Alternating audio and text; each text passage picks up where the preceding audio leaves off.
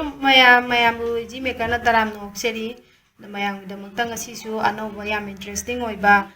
kana gadaba du makhan gi video ma puraga laksere adu mayam na igi channel sibu subscribe to bidri boy rakadi subscribe to sin biramo adu mayam koi video se matam handa bida jarage adu mayam ngasi aina ujara kadar video se sigi koi gi box ki shapes ki kaino se ꯑꯩꯈꯣꯏꯒꯤ ꯕꯦꯛꯁꯦ ꯀꯃꯥꯏꯅ ꯂꯣꯟꯒꯦ ꯍꯥꯏꯕꯗꯨꯒꯤ ꯃꯇꯥꯡꯗꯅꯦ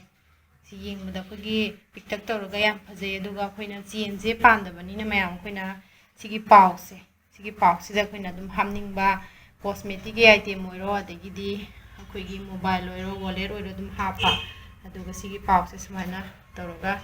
ꯁꯤꯁꯤꯅ ꯑꯅꯧꯕ design ꯑꯃ ꯑꯣꯏꯔꯒ ꯌꯦꯡꯕꯗ ꯌꯥꯝ ꯐꯖꯩ ꯑꯗꯨ ꯃꯌꯥꯝ ꯑꯩꯅ ꯂꯣꯟꯖꯔꯤꯕ ꯕꯦꯛꯁꯤꯡꯁꯦ ꯑꯩꯈꯣꯏꯒꯤ ꯑꯗꯨꯝ ꯀꯅꯥꯒꯨꯝꯕꯅ ꯑꯩꯈꯣꯏꯒꯤ ꯃꯇꯝ ꯁꯪꯕ ꯃꯇꯝ ꯀꯥꯏꯊꯣꯛꯑꯒ ꯑꯗꯨꯝ ꯂꯣꯟꯕꯤꯕ ꯑꯩ ꯉꯝꯕ ꯑꯣꯏꯇꯥꯔꯗꯤ ꯑꯗꯨꯝ ꯑꯩꯈꯣꯏ ꯂꯣꯟꯅꯉꯥꯏꯒꯤ ꯑꯩꯈꯣꯏ ꯁꯦꯜꯐ ꯏꯝꯄ꯭ꯂꯣꯌꯤ ꯍꯥꯏꯇꯥꯔꯦ ꯑꯗꯨꯃꯥꯏꯅ ꯑꯗꯨꯝ ꯏꯁꯥꯅ ꯏꯁꯥꯕꯨ ꯑꯩꯈꯣꯏꯒꯤ ꯑꯗꯨꯝ ꯊꯕꯛ ꯄꯤꯖꯕ ꯑꯗꯨꯒꯨꯝꯕ ꯃꯈꯜꯒꯤ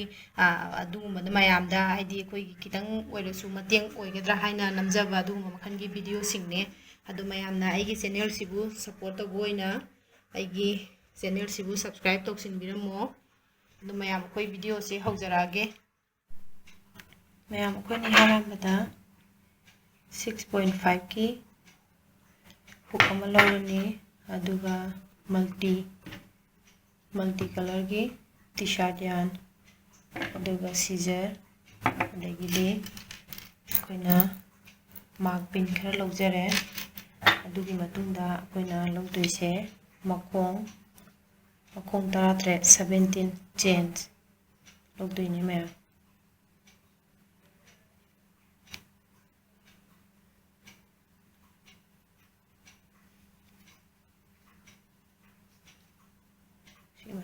मखों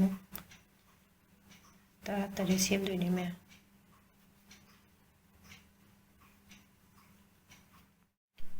मैम खोइना 17 चेन मखों लौकटखिरे अदु मतुंगदा अखोइना सिंगल क्रोशेट लौदोइने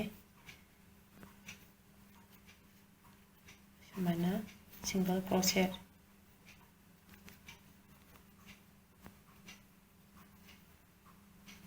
लोंदा बजना सिबो लोंदा दुनी मैम खोइना जी फर्स्ट राउंड दो समान लोन ग्रे अदुगी मतुंगदा अखोइना सिंगल क्रोशेट से खोइना लोन बसे सिगी भी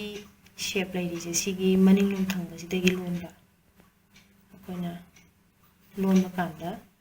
सिंगल क्रोशेट ने लोन दैसे तबदबो भी शेप सिगी मनिंग लोन थंगबसिदगी लोन के दबमे माइ सुम लोन बसिना सिबो लोन दैने मैम खोइना जी लोन गिबदो समाइना लैरे थर्ड राउंड दा अदो समाइना सिगी पैटर्न से सिदा कुथरे अदुगा समाइना लैरे बतों खलगा सिगी पैटर्न से खोइना 15 पैटर्न सिगी पैटर्न से मानबा से खोइना 15 पैटर्न लोन दोइने सब मानना सिदा बी शेप की बैक थंगबा साइड सिदगी सिंगल क्रोशेट से अदुम खोइना लोन दोइने समाइना अदु हाजी खोइना लोन बिगिबसे पैटर्न अमा थोकरे अदु सुमाइना तौबा पैटर्न से 15 मा गलून गिदोइने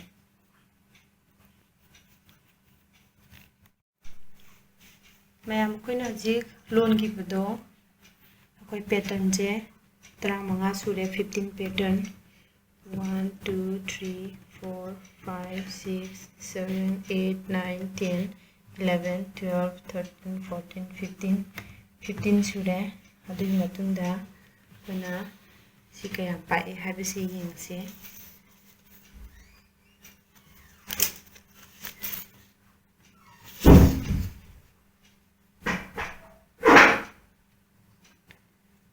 मैम 32 सेंटीमीटर अदो 32 सेंटीमीटर से अखोइना अखोइगी बैग से समाइना लाकदब शेप ने अदुना अखोइना सिगिसिदा कया सांगी हाबदा ꯁꯤꯒꯤꯁꯤꯅ 17 ꯁꯦꯟꯇꯤꯃꯤꯇꯔ ꯁꯤꯒꯤ ꯄꯥꯛꯄꯁꯤꯅ 17 ꯁꯦꯟꯇꯤꯃꯤꯇꯔ ꯑꯗꯨꯒ ꯑꯁꯥꯡꯕꯁꯤꯅ 32 ꯁꯦꯟꯇꯤꯃꯤꯇꯔꯅꯦ ꯑꯗꯣ ꯑꯩꯈꯣꯏꯅ ꯁꯤꯒꯤꯁꯤꯗ ꯑꯩꯈꯣꯏꯅ 10 ꯁꯦꯟꯇꯤꯃꯤꯇꯔ 10 ꯁꯦꯟꯇꯤꯃꯤꯇꯔ ꯁꯤꯗ ꯇꯥꯔꯦ ꯁꯤꯒꯤꯁꯤꯗ ꯑꯩꯈꯣꯏꯅ ꯃꯥꯔꯛ ꯄꯦꯟꯁꯤꯅ ꯃꯥꯔꯛ ꯇꯧꯁꯤꯜꯂꯁꯦ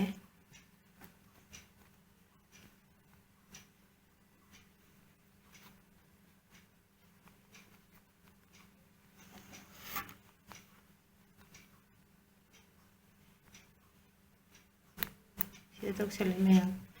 ꯑꯗꯒꯤ ꯁꯣꯝ ꯅꯥꯀꯟꯗꯒꯤꯁꯨ ꯑꯩꯈꯣꯏꯅ ꯇꯧꯁꯟꯕ ꯀꯥꯟꯗ ꯁꯤꯗ ꯇꯥꯔꯦ ꯃꯌꯥꯝ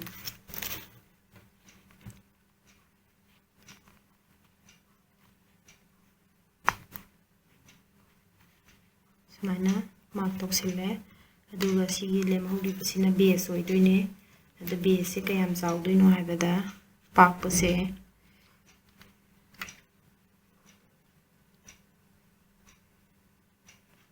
ꯕꯦꯁꯁꯤꯅ ꯕꯦꯁꯁꯤꯁꯨ 11 ꯑꯣꯏꯗꯣꯏꯅꯦ ꯑꯗꯣ ꯁꯨꯃꯥꯏꯅ ꯂꯩꯔꯦ ꯑꯗꯣ ꯑꯩꯈꯣꯏꯅ ꯕꯦꯛꯀꯤ ꯁꯦꯞꯁꯦ ꯁꯨꯃꯥꯏꯅ ꯂꯥꯛꯀꯗꯣꯏꯅꯦ ꯃꯌꯥꯝ ꯁꯨꯃꯥꯏꯅ ꯂꯥꯛꯀꯗꯣꯏꯅꯦ ꯑꯗꯣ ꯑꯩꯈꯣꯏꯅ ꯁꯤꯒꯤ ꯁꯥꯏꯠꯀꯤ ꯋꯥꯜꯁꯦ ꯑꯩꯈꯣꯏ ꯍꯧꯖꯤꯛ ꯂꯣꯟꯕ ꯍꯧꯔꯁꯦ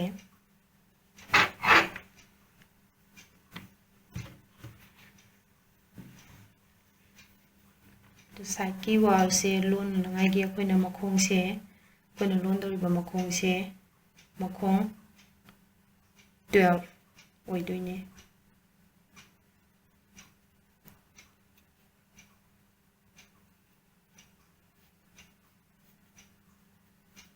ꯑꯩꯈꯣꯏꯒꯤ ꯁꯨꯃꯥꯏꯅ ꯂꯣꯟꯈꯠꯄꯁꯤꯅ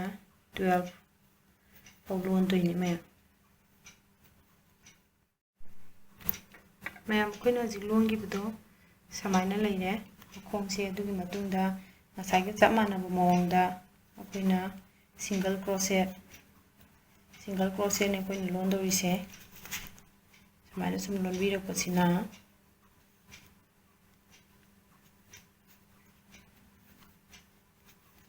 ꯁꯤꯕꯨ ꯂꯣꯟꯗꯣꯏꯅꯦ ꯃꯌꯥꯝ ꯑꯩꯈꯣꯏꯅ ꯍꯧꯖꯤꯛ ꯂꯣꯟꯈꯤꯕꯗꯣ ꯁꯨꯃꯥꯏꯅ ꯂꯩꯔꯦ ꯑꯗꯨꯒꯤ ꯃꯇꯨꯡꯗ ꯑꯩꯈꯣꯏꯅ ꯃꯈꯣꯡ ꯑꯃ ꯁꯨꯃꯥꯏꯅ ꯍꯥꯞꯀꯠꯄꯤꯔꯅꯤ ꯑꯗꯨꯒ ꯁꯤꯒꯤꯁꯤꯗꯒꯤ ꯃꯈꯣꯡ ꯁꯤꯒꯤ ꯐꯥꯔꯁ ꯁ꯭ꯇꯤꯆꯁꯦ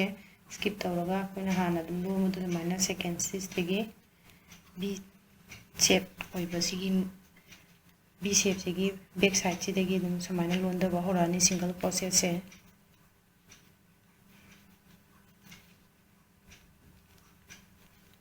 ꯁꯤꯐꯥꯎ ꯂꯣꯟꯗꯣꯏꯅꯤ ꯃꯌꯥꯝ ꯑꯩꯈꯣꯏꯅ ꯍꯧꯖꯤꯛ ꯂꯣꯟꯈꯤꯕꯗꯣ ꯁꯨꯃꯥꯏꯅ ꯂꯩꯔꯦ ꯑꯗꯨ ꯃꯇꯨꯡꯗ ꯃꯈꯣꯡ ꯑꯃꯃꯨꯛ ꯍꯥꯞꯀꯠꯂꯦ ꯑꯗꯨꯒ ꯑꯩꯈꯣꯏꯅ ꯄꯦꯇꯔꯟꯁꯦ ꯁꯨꯃꯥꯏꯅ ꯂꯥꯛꯑꯦ ꯁꯤꯒꯤ ꯄꯦꯇꯔꯟꯁꯦ ꯑꯗꯣ ꯁꯤꯒꯤ ꯄꯦꯇꯔꯟꯁꯦ ꯃꯌꯥꯝ ꯑꯩꯈꯣꯏꯅ ꯂꯣꯟꯗꯣꯏꯁꯦ ꯄꯦꯇꯔꯟ ꯃꯔꯤꯅꯦ ꯂꯣꯟꯗꯣꯏꯁꯦ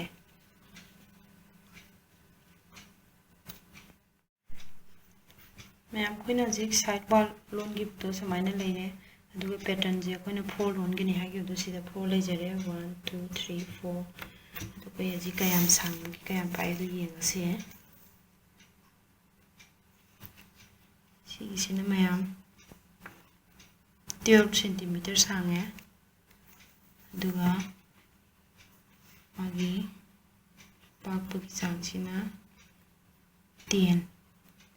10 ꯄꯥꯛꯑꯦ ꯍꯥꯏꯗꯤ ꯑꯩꯈꯣꯏꯅ ꯉꯁꯥꯏ ꯁꯤꯒꯤꯁꯤꯗ ꯋꯥꯜꯁꯦ ꯀꯥꯕ ꯀꯥꯟꯗ ꯑꯩꯈꯣꯏꯅ ꯉꯁꯥꯏ 10 ꯀꯩꯅꯣ ꯇꯧꯍꯟꯒꯗꯕꯗꯣ ꯋꯥꯡꯍꯟꯒꯗꯕꯗꯣ ꯑꯗꯨꯗꯨꯅ ꯁꯤꯁꯨ 10 ꯋꯥꯡꯍꯟꯗꯣꯏꯅꯦ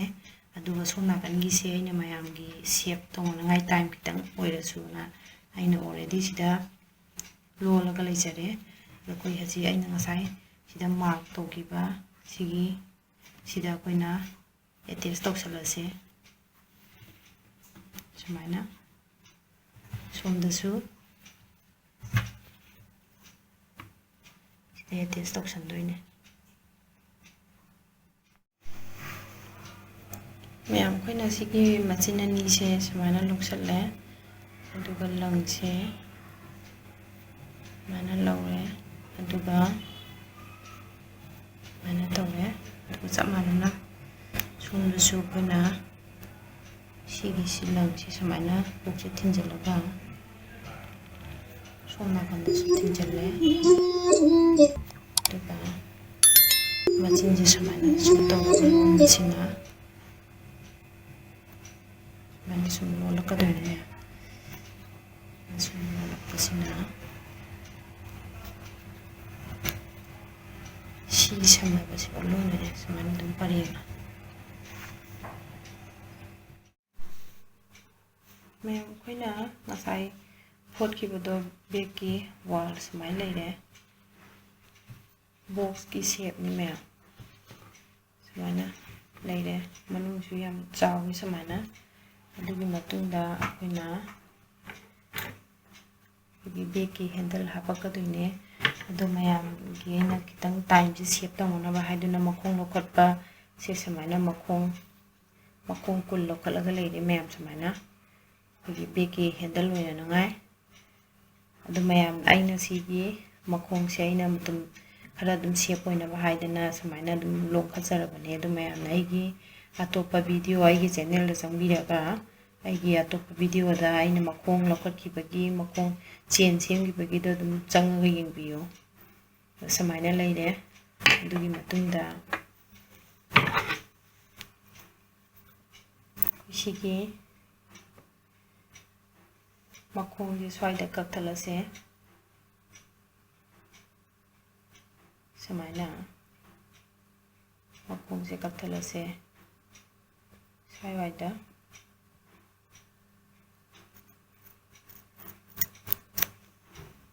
समायना तो मखोंजे अखोइना सि खरा सांगना होरेन अखोइना बेग से फोटपा कांदा सिजननबा हाइदुना समायना खरा सांगना थम्मगे अदुगी मतुंगदा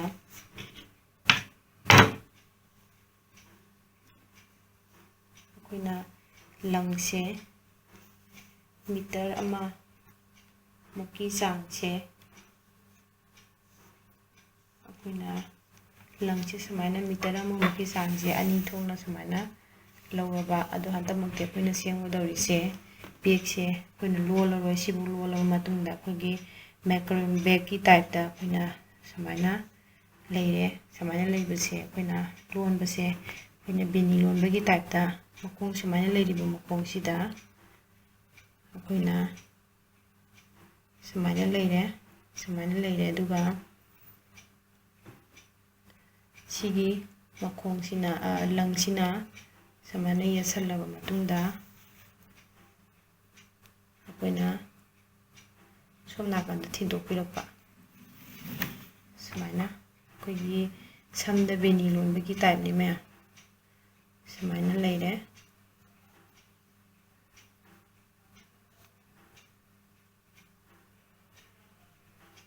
समायना लेरे अदुगी मतुंगदा अखोइना सिगिजे समायना मांगदा थमायना कटपिरकपा अदुगा सिगी लंगसिदा समायना कोसलगा मो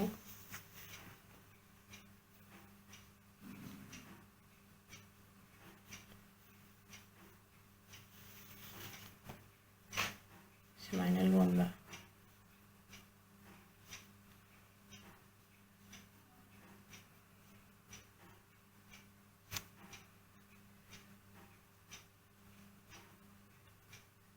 समायना लोले अदु मतुंगदा मो चप मानबा मओंगदा सिगी सिदा समायना येसनबिरगा येत्खिरिबा लंगसिना मनिंगलोमदगी खलागा सिगिसिदा समायना मु येसनबा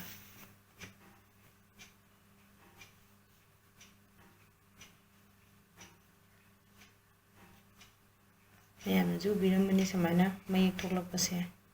अदुगी मतुंगदा अमुक चप मानबा मओंगदा पैटर्नजे सिगी लंगसिना सिदा अमुक समायना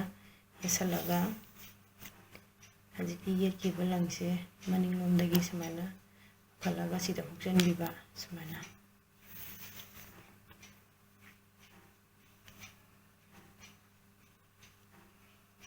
समायना सुम सेमकपसिना मयाम सिबौ सेमदोइने मयाम अखोइना हजि मरी लोनगिबदो समायना लेरे ꯁꯤꯒꯤ ꯃꯑꯣꯡꯁꯤꯅꯦ ꯑꯗꯣ ꯑꯩꯅ ꯃꯌꯥꯝꯒꯤ ꯇꯥꯏꯝ ꯁꯦꯞ ꯑꯣꯏꯅꯕ ꯍꯥꯏꯗꯅ ꯁꯤꯗ ꯑꯣꯜꯔꯦꯗꯤ ꯑꯩꯈꯣꯏ ꯄꯥꯟꯖꯜꯂꯒ ꯂꯩꯔꯦ ꯑꯗꯣ ꯁꯤꯒꯤꯁꯤꯒ ꯆꯞ ꯃꯥꯟꯅꯅ ꯑꯩꯈꯣꯏ ꯁꯣꯝ ꯅꯥꯀꯟꯒꯤꯁꯤꯗ ꯁꯤꯒꯤꯁꯤꯅ ꯄꯥꯟꯖꯟꯗꯣꯔꯕꯅꯦ ꯑꯗꯣ ꯑꯩ ꯄꯥꯟꯖꯜꯂꯒ ꯃꯌꯥꯝꯗꯣ ꯎꯠꯆꯔꯛꯑꯒꯦ ꯃꯌꯥꯝ ꯑꯩꯈꯣꯏꯅ ꯍꯧꯖꯤꯛ ꯐꯣꯠꯈꯤꯕ ꯕꯦꯒꯀꯤ ꯍꯦꯟꯗꯜꯗꯣ ꯁꯨꯃꯥꯏꯅ ꯂꯩꯔꯦ ꯑꯗꯣ ꯑꯩꯅ ꯕꯦꯒꯁꯦ ꯀꯃꯥꯏꯅ ꯍꯦꯟꯗꯜꯁꯦ ꯀꯃꯥꯏꯅ ꯐꯣꯠꯈꯤꯒꯦ ꯍꯥꯏꯕꯗꯣ ꯁꯤ ꯌꯥꯝ ꯕꯦꯁꯤꯛ ꯑꯣꯏꯕꯅꯤꯅ ꯑꯩꯅ ꯑꯗꯨꯝ ꯎꯠꯆꯗ꯭ꯔꯦ ꯀꯩꯒꯤꯅꯣꯗ ꯑꯩꯒꯤ ꯚꯤꯗꯤꯑꯣ ꯑꯇꯩꯗꯁꯨ ꯌꯥꯝꯅ ꯑꯗꯨꯝ ꯌꯥꯎꯈ꯭ꯔꯦ ꯑꯗꯨ ꯃꯌꯥꯝꯅ ꯑꯩꯒꯤ ꯆꯦꯅꯦꯜꯁꯤꯗ ꯑꯩꯒꯤ ꯚꯤꯗꯤꯑꯣꯁꯤꯗ ꯑꯅꯧꯕ ꯑꯣꯏꯕꯤꯔꯒꯗꯤ ꯑꯩꯒꯤ ꯆꯦꯅꯦꯜꯗ ꯆꯪꯕꯤꯔꯒ ꯑꯗꯨꯝ ꯌꯦꯡꯕꯤꯔꯣ ꯑꯩꯅ ꯃꯌꯥꯝꯒꯤ ꯁꯦꯞ ꯇꯧꯅꯕꯅ ꯇꯥꯏꯝ ꯁꯦꯞ ꯑꯣꯏꯅꯕꯅ ꯑꯗꯨꯝ ꯑꯩꯅ ꯎꯠꯆꯔꯛꯇ꯭ꯔꯕꯅꯦ ꯑꯗꯣ ꯁꯨꯃꯥꯏꯅ ꯂꯩꯔꯦ ꯃꯌꯥꯝ ꯑꯗꯨꯒꯤ ꯃꯇꯨꯡꯗ ꯑꯩꯈꯣꯏꯅ ꯍꯥꯏꯗꯤ ꯁꯤꯒꯤ ꯕꯦꯒꯁꯦ ꯑꯩꯈꯣꯏꯅ ꯀꯩꯝꯇ ꯑꯩꯈꯣꯏꯒꯤ ꯆꯦꯟ ꯅꯨꯡ ꯀꯩꯝꯇ ꯄꯥꯟꯗ꯭ꯔꯕꯅꯤꯅ ꯑꯩꯈꯣꯏꯅ ꯁꯨꯃꯥꯏꯅ ꯄꯥꯎꯆ ꯑꯃ ꯁꯨꯃꯥꯏꯅ ꯂꯧꯔꯦ ꯑꯗꯨ ꯃꯔꯤꯁꯦ ꯁꯤꯒꯤ ꯃꯔꯤꯁꯤꯅ ꯑꯣꯏꯕꯅꯦ ꯃꯌꯥꯝ ꯑꯩꯈꯣꯏꯒꯤ ꯀꯩꯅꯣꯁꯤꯅ ꯃꯔꯤꯁꯦ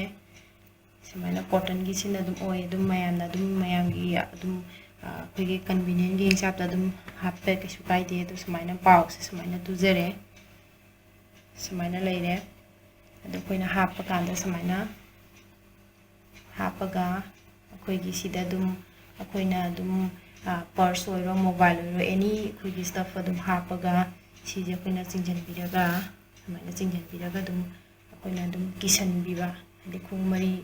ꯀꯤꯕꯒꯤ ꯃꯑꯣꯡꯗ ꯑꯗꯨꯝ ꯀꯤꯅꯤꯡꯕ ꯁꯨꯃꯥꯏꯅ ꯑꯗꯨꯝ ꯀꯤꯕꯤꯕ ꯌꯥꯔꯦ ꯁꯨꯃꯥꯏꯅ ꯀꯤꯔꯒ ꯑꯗꯨꯒ ꯁꯨꯃꯥꯏꯅ ꯑꯗꯨꯝ ꯄꯥꯏꯕꯅꯤ ꯃꯌꯥꯝ ꯑꯗꯣ ꯁꯤꯅꯤ ꯃꯌꯥꯝ ꯕꯦꯒꯁꯦ ꯑꯗꯣ ꯃꯌꯥꯝ ꯑꯩꯒꯤ ꯆꯦꯅꯦꯜꯁꯦ ꯃꯔꯨꯑꯣꯏꯅ ꯑꯩꯈꯣꯏꯅ ꯑꯗꯨꯝ ꯃꯇꯝ ꯌꯨꯝꯗ ꯑꯩꯈꯣꯏ ꯐ꯭ꯔꯤ ꯑꯣꯏꯕ ꯃꯇꯝꯗ ꯀꯅꯥꯒꯨꯝꯕꯅ ꯑꯩꯈꯣꯏꯒꯤ ꯑꯗꯨꯝ ꯁꯨꯃꯥꯏꯅ ꯂꯣꯟꯕ ꯈꯣꯠꯄꯒꯤ ꯄꯥꯝꯖꯕ ꯂꯩꯕ ꯑꯣꯏꯔꯒꯗꯤ ꯑꯗꯨꯒꯨꯝꯕꯒꯤꯗꯃꯛꯇ ꯑꯩꯅ ꯁꯦꯝꯖꯕꯅꯦ ꯁꯤꯒꯤ ꯆꯦꯅꯦꯜꯁꯦ ꯑꯗꯨ ꯃꯌꯥꯝꯅ ꯑꯩꯒꯤ ꯆꯦꯅꯦꯜꯁꯤꯕꯨ ꯁꯞꯄꯣꯔꯠ ꯇꯧꯕꯤꯕ ꯑꯣꯏꯅ ꯑꯩꯒꯤ ꯆꯦꯅꯦꯜꯁꯤꯕꯨ ꯁꯕꯁꯀ꯭ꯔꯥꯏꯕ ꯇꯧꯕꯤꯔꯝꯃꯣ ꯑꯗꯨꯝ ꯃꯊꯪꯒꯤ ꯚꯤꯗꯤꯑꯣꯗ ꯑꯩꯈꯣꯏ ꯑꯃꯨꯛ ꯊꯦꯡꯅꯔꯁꯤ ꯕꯥꯏ ꯚꯤꯗꯤꯑꯣ ꯑꯁꯤ ꯏꯗꯨꯀꯦꯁꯟ ꯄꯔꯄꯁꯀꯤꯗꯃꯛꯇ ꯁꯦꯝꯖꯕꯅꯤ ꯃꯌꯥꯝꯅ ꯅꯨꯡꯁꯤꯕꯤꯗꯨꯅ ꯄꯨꯛꯅꯤꯡ ꯊꯧꯒꯠꯄꯤꯌꯨ ꯆꯦꯅꯦꯜ ꯑꯁꯤꯕꯨ ꯁꯕꯁꯀ꯭ꯔꯥꯏꯕ ꯇꯧꯕꯤꯌꯨ ꯂꯥꯏꯛ ꯇꯧꯕꯤꯌꯨ